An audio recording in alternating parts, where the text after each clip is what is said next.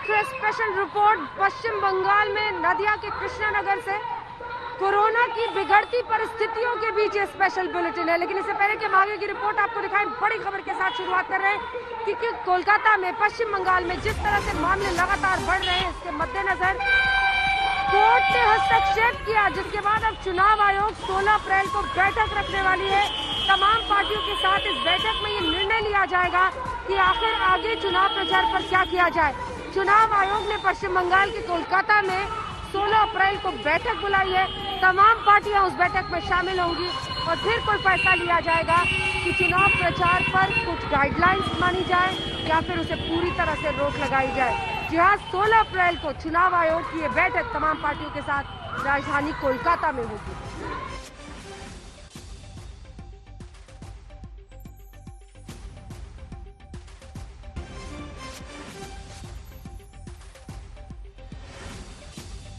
राजधानी में ही नहीं, पूरे पश्चिम बंगाल में मामले लगातार बढ़ रहे हैं। 5 अप्रैल से पश्चिम बंगाल में देश के मुकाबले 130% की रफ्तार से कोरोना के केसेस बढ़ रहे हैं। नौबत ऐसी आ गई कि चुनाव प्रचार के बीच हाईकोर्ट ने हस्तक्षेप किया है, जिसके बाद अब सबकी आंखें खुल रही हैं और ये सवाल पूछा जा रहा है कि क्या चुनाव प्रचार पर रोक नहीं लगनी चाहिए।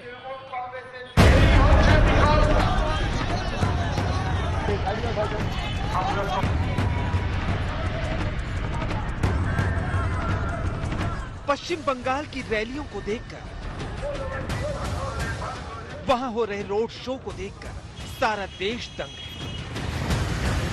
चुनाव के नाम पर रैलियों में कोरोना के हर नियमों को रौंदा जा रहा है।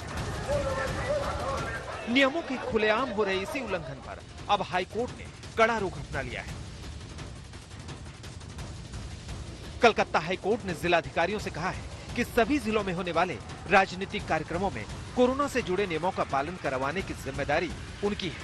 लिहाजा वो रैलियों और रोड शो में कोरोना की स्थिति पर नजर रखें। अगर उन्हें जरूरी लगे तो वो सोशल डिस्टेंसिंग का पालन करवाने के लिए धारा 144 भी लागू करने से ना चूके। अदालत ने सभी राजनीतिक आयोजनों में मास्क पहनना अनिवार्य बताते हुए सभी जगह सैनिटाइजर उपलब्ध करवाने के निर्देश दिए हैं। अदालत को ये सब इसलिए कहना पड़ा क्योंकि पश्चिम बंगाल की रैलियों में न 2 गज की दूरी है, न रैलियों में आने वाले लोगों के चेहरे पर मास्क। धीरे धीरे ही सही ये लापरवाही अपना रंग दिखाने लगी। पिछले 24 घंटे में पश्चिम बंगाल में कोरोना के 4,817 नए मामले सामने आए और 20 लोगों की मौत हो गई है। अकेले कोलकाता में कोरोना के 1271 नए केस मिलने से हड़कंप मच गया है। कोलकाता के बाद नॉर्थ 24 परगना में सबसे ज्यादा 1134 केस मिले हैं। चिंता की बात यह है कि 5 अप्रैल के बाद से राज्य में कोरोना के मामले 130% की रफ्तार से बढ़ रहे हैं, जो देश से दोगुनी है। कोरोना का मुकाबला करने में सरकारें नाकाम साबित हो रही हैं। अस्पताल से शमशान तक अफरा तफरी है, जो बंगाल के लिए किसी चेतावनी से कम नहीं है। कोलकाता से अरिंदम भट्टाचार्य के साथ इंद्रजीत कुंडू, आज तक। कई राज्यों में पश्चिम बंगाल की हालत आपने देखिए महाराष्ट्र में तो जैसे कोरोना ने महातांडव मचा रखा है और आज रात से वहां महा कर्फ्यू का ऐलान है। जो तमाम सख्त नियम बनाए गए हैं उसको अगर आप देखेंगे तो उद्धव सरकार ने लगभग लॉकडाउन की परिस्थिति वहां पर डिक्लेयर की है।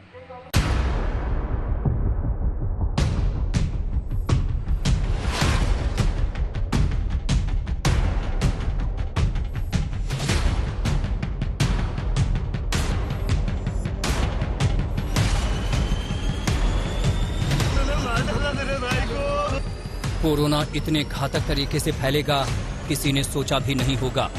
इस वक्त तो देश में ऐसा लग रहा है जैसे कोरोना का परमाणु बम फट गया है। यहाँ पे डॉक्टर चिल्लाते रह गए, डॉक्टर चिल्लाते रह गए, कोई डॉक्टर नहीं आया, कोई डॉक्टर नहीं आया। कोरोना के केस जितनी तेजी से बढ़ रहे हैं और जितनी तेजी से कोरोना मौत दे रहा है, समूचा देश कोरोना के खौफ से थर्राया हुआ है। देश के 8 राज्यों जहां कोरोना ने त्राहिमाम मचाया हुआ है, सबसे पहले उन 8 राज्यों के आंकड़े आपको दिखाते हैं।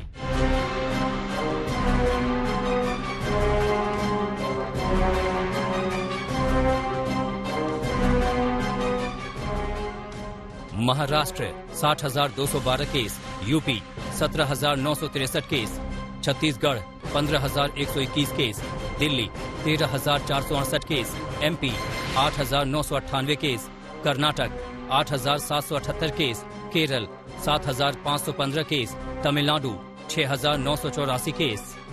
आता मात्र आपल्याला पुढचे किमान 15 दिवस राज्यामध्ये संचारबंदी लागू करावी लागत आहे। सबसे पहले बात महाराष्ट्र की करते हैं, क्योंकि महाराष्ट्र में दूसरी बार 60,000 से ज्यादा नए संक्रमित मरीज मिले हैं। 13 अप्रैल को महाराष्ट्र में 60,212 नए केस आए।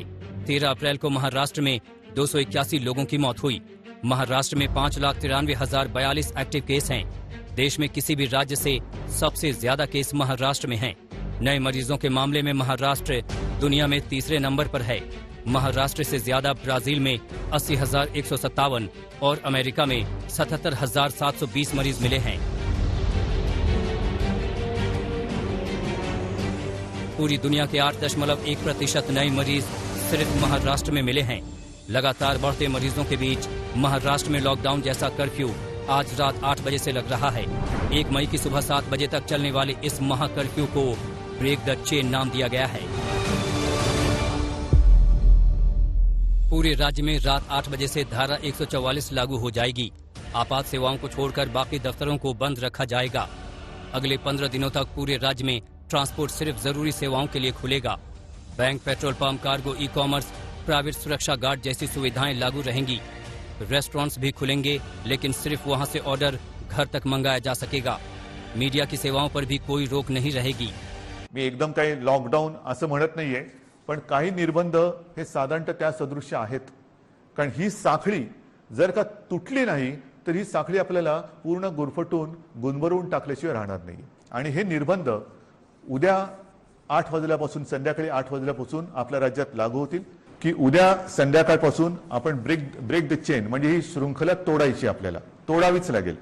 आणि ती तोडण्यासाठी आपण राज्यात 144 कलम लागू करतो आहोत। म्हणजेच आजपर्यंत ही दिवसा जमावबंदी आणि रात्री संचारबंदी असं होतं, कधी रात्री जमावबंदी करत होतो। आता मात्र आपल्याला पुढचे किमान 15 दिवस राज्यामध्ये संचारबंदी लागू करावी लागत आहे। महाराष्ट्र में कोरोना से हालात इतने बिगड़ चुके हैं कि सख्तियों के सिवा कोई दूसरा रास्ता दिखाई नहीं दे रहा है। खुद मुख्यमंत्री उद्धव ठाकरे कोरोना से जूझते मरीजों के लिए ऑक्सीजन मांग रहे हैं। आणि म्हणून मी त्यांना विनंती केली की पंतप्रधान महोदय, की आम्हाला आत्ताची जी काय परिस्थिती आहे ती पाहिल्यानंतर येत्या काही काळामध्ये ऑक्सिजनची आवश्यकता लागणार आहे। आमच्या इथे जे कारखाने आहेत किंवा जे उद्योग आहेत त्यांना मी विनंती केलेली आहे, त्यांनी तसं कबूल केलेले आहे। त्यांच्या क्षमतेप्रमाणे ते आपल्याला ऑक्सिजन द्यायला त्यांनी सुरुवातही केलेली आहे।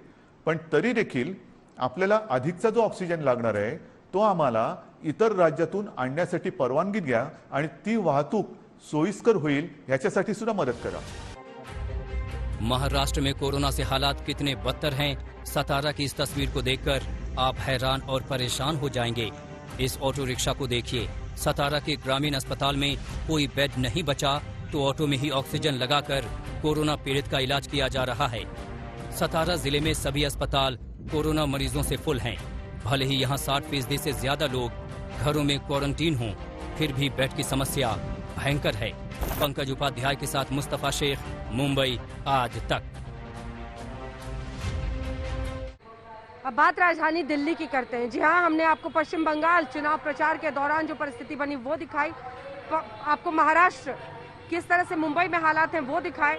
अब बात जरा दिल्ली की करते हैं। 4 से 14 अप्रैल के बीच में राजधानी दिल्ली में 10 दिन के अंदर 77,000 लोग कोरोना से संक्रमित हुए हैं। जो इस वक्त लगातार बीमारी की टेस्टिंग के बाद जो रेट है लोगों का इस संक्रमण को आगे फैलाने का, वो बढ़ता चला जा रहा है। राजधानी में ये किसी विस्फोट की स्थिति से कम नहीं है कोरोना के मामले।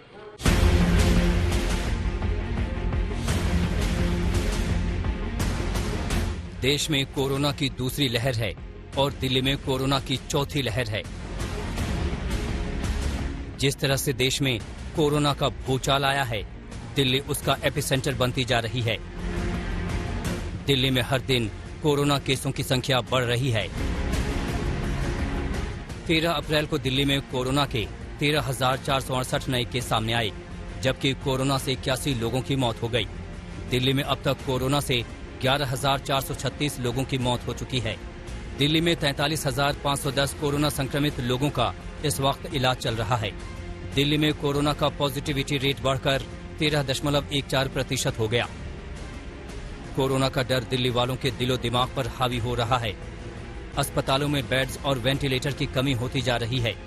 जितनी तेजी से दिल्ली में केस बढ़ रहे हैं, उससे लग रहा है कि कहीं दिल्ली में संपूर्ण लॉकडाउन न लग जाए। लगातार चीफ मिनिस्टर अरविंद केजरीवाल जो हैं वो बोल रहे हैं कि सिचुएशन काफी ग्रेव है, पर फिर भी दिल्ली गवर्नमेंट इस वक्त कंप्लीट लॉकडाउन के बारे में नहीं सोच रही है। इंडिया टुडे से बात करते हुए अरविंद केजरीवाल ने ये भी कहा कि सिर्फ अगर एक ऐसी सिचुएशन आई जहां हॉस्पिटल्स में बहुत लोड पड़ा और बेड्स अनअवेलेबल हुए, वो सिचुएशन होगी जहां दिल्ली गवर्नमेंट एक कंप्लीट लॉकडाउन के बारे में सोचेगी। पर तब तक जो मेडिकल इंफ्रास्ट्रक्चर है उसको अच्छा करने की कोशिश की जा रही है। और कहीं ना कहीं एक यही वजह है कि दिल्ली में बहुत से प्राइवेट जो अस्पताल हैं, करीब 14 प्राइवेट अस्पतालों को बता दिया गया है कि वो अब सिर्फ कोविड अस्पताल रहेंगे और वो नॉन कोविड पेशेंट्स को एडमिट नहीं कर सकते हैं। इसके अलावा 19 प्राइवेट हॉस्पिटल्स ऐसे हैं जिनको 80% बेड्स, आईसीयू बेड्स सिर्फ कोरोना वायरस पेशेंट्स के लिए रिजर्व करने कहा गया है। तो बिल्कुल अगर सरकार की माने तो सिचुएशन ग्रेव है। आप लंबी कतारें देख सकते हैं। टेस्ट कराने से लेकर अपना रिजल्ट पाने तक बेड्स के लिए भी लंबी लंबी लाइनें दिल्ली के सभी अस्पतालों के बाहर दिख रही है। 3 दिसंबर के बाद दिल्ली में सबसे ज्यादा मौतें दर्ज की गई हैं। सिर्फ 4 अप्रैल से 13 अप्रैल के बीच संक्रमितों की तादाद में 77,000 से ज्यादा का इजाफा हुआ है। 4 दिनों से लगातार केस बढ़ रहे हैं। 4 दिन पहले 7,800 थे, जबकि कल 13,000 से ज्यादा केस आए। केजरीवाल सरकार में परिवहन मंत्री कैलाश गहलोत खुद कोरोना पॉजिटिव हो गए हैं। 13,500 केसेस काफी ज्यादा हैं। नवंबर में जो पीक आई थी उसमें 8,500 केस थे, उसके मुकाबले 13,500 केसेस ऑलरेडी हमारे हो गए हैं। इस बार जो वेव है बहुत, हम सब जानते हैं, बहुत खतरनाक वेव है। दिल्ली में हालात संभल नहीं रहे हैं। जिंदगी और मौत के बीच फासला लगातार कम होता जा रहा है। अस्पतालों में जिंदगी की सांस टूटने के बाद अंतिम संस्कार बाइज्जत होने की आस के साथ शमशान घाटों पर भीड़ है, लेकिन यहाँ भी वेटिंग है। दिल्ली में कोरोना के मामलों की संख्या तो बढ़ ही रही है, लेकिन साथ ही साथ एक और पहलू है जो कि चिंता का विषय है, और वो चिंता का विषय है कोरोना की वजह से होने वाली मौत की संख्या। अभी हम इस वक्त दिल्ली के सबसे बड़े शमशान घाट निगम बोध घाट पर खड़े हैं, जिसको खास तौर पर जो कोरोना का अंतिम संस्कार है उसके लिए भी तैयार किया गया है। कोरोना के बढ़ते मामलों के बीच 10वीं और 12वीं की बोर्ड की परीक्षाओं पर आज फैसला लिया गया। जहां एक तरफ 10वीं की बोर्ड की परीक्षाएं रद्द कर दी गई हैं, वहीं 12वीं की बोर्ड की परीक्षाएं स्थगित कर दी गई हैं। अब इस पर फिर से बैठक होनी है और ये तय होगा कि ये 12th के एग्जाम्स होंगे या फिर नहीं। काफी दिन से छात्र इस कश्मकश में थे कि सीबीएसई की परीक्षाओं का क्या होगा, परीक्षाएं होंगी या टलेंगी। ऐसे में कोरोना की दूसरी लहर के कहर को देखते हुए केंद्र सरकार ने सीबीएसई की परीक्षाओं को लेकर बड़ा फैसला लिया है। जी हां, सीबीएसई की 12वीं की परीक्षाओं को टाल दिया गया है, जबकि 10वीं की परीक्षाओं को रद्द कर दिया गया है। बुधवार को प्रधानमंत्री मोदी ने शिक्षा मंत्री और मंत्रालय के अधिकारियों के साथ बैठक की, जिसमें ये फैसला लिया गया है। आदेश के मुताबिक 4 मई से 14 जून तक होने वाली 12वीं की सीबीएसई बोर्ड की परीक्षाओं को फिलहाल टाल दिया गया है। 1 जून को एक और बैठक होगी, जिसमें तब के हालात के हिसाब से फैसला लिया जाएगा। अगर परीक्षाएं होंगी तो 15 दिन पहले छात्रों को सूचित किया जाएगा, जबकि 10वीं के पेपर्स जो 4 मई से शुरू हो रहे थे उन्हें पूरी तरह से रद्द कर दिया गया है। बोर्ड की ओर से छात्रों की परफॉर्मेंस के हिसाब से नंबर दिए जाएंगे। आज तक ब्यूरो। राज्य दर राज्य ये बीमारी अपने पैर पसार रहा है। मास्क पहन कर रखिए, तमाम सावधानियां बरतती रहिए। देखते रहिए आज तक।